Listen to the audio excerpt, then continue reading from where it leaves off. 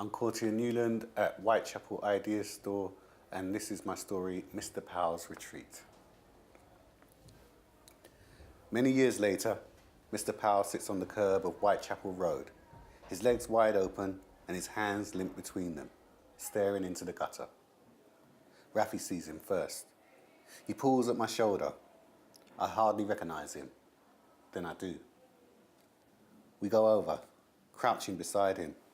He's muttering or singing something I can't hear. His trainers are worn and black, split at the front like an open mouth. His suit, which was always neat, is torn at the left sleeve, and his white shirt is black with grime, billowing in the breeze of passing traffic. We speak to him and each other in Bengali. I'm not sure he recognizes us anymore, as there's nothing in his eyes, but he talks back in return, saying something about retreating. We don't know what he means by that. Rafi suggests we lift him. He's the oldest, and I'm used to doing what he says, so I shrug and say, sure. We tell him what we're about to do and make good on our promise. He's light, all bones and cotton. It feels as though he hasn't had a good meal for months. He leans on us all the way to his home, gives us the keys, and we let him in. Going upstairs, he stops and stiffens, pulling against us as if he wants to go back on the street. We resist him, and it's a tug of war until Rafi opens his flat. The stink's terrible. Old rubbish, mouldy food, unwashed old man. Mr. Powell gives up then. It's almost like the smell sedates him. We lift him the rest of the way and deposit him on the sofa. Rafi turns on the spot, looking at the wall. Jesus, he says, which is unusual for my brother. He doesn't take deities' names in vain, even when they're not ours. I'm keeping an eye on Mr. Powell in case he makes another break for it, so at first I don't see where he's looking. When Rafi doesn't speak again, I clock it as the second weird thing he's done in as many minutes. I check on him too, and see why. Mr. Powell didn't bring much from Bangladesh, but the thing I always remember is the photo of his mum hanging above the electric fireplace. It's pretty big, and it was actually me who helped him to frame it when we found the print amongst his things, just after I really got into photography myself. It's one of those old sepia-tinted ones, and must have cost a bomb at the time.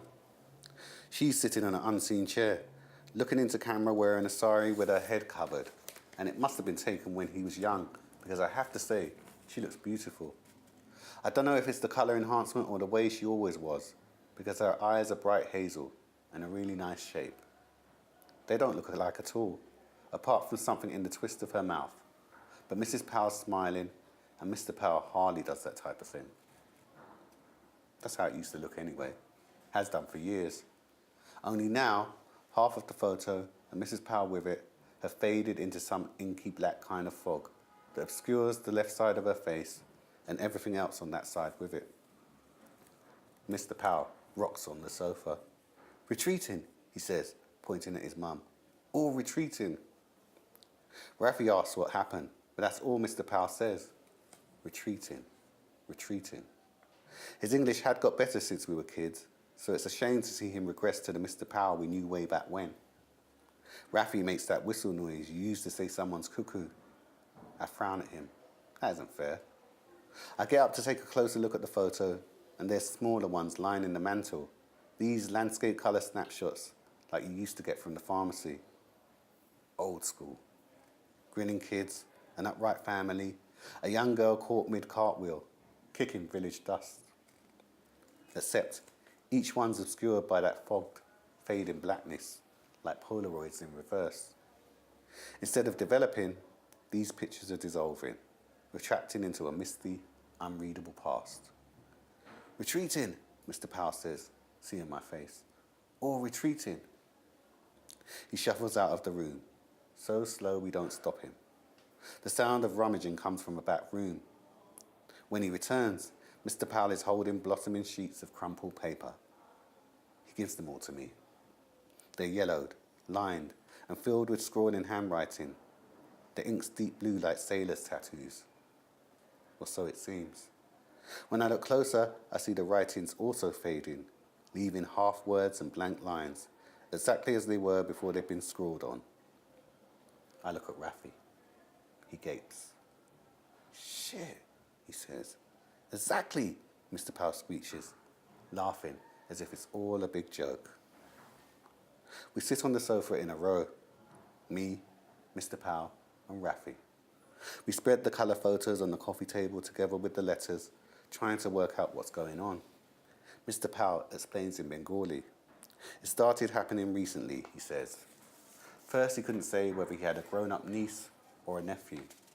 Then, he couldn't remember his mother's name. Then the house he was born in, or the village he grew up in, or the country he'd left to come to England. All of it had faded and retreated from him. When they'd disappeared, it began happening to the things he'd brought over from Bangladesh too. Rafi looks at me. I look at Rafi. To be honest, we don't know what to say. My bro takes Mr. Powell's left hand. I take his right. He begins to cry, his thin shoulders shaking with emotion, tears collecting in the crevices of his face. All we can do is gently rub his gnarled, sniffing fingers. We lie and tell him everything's okay.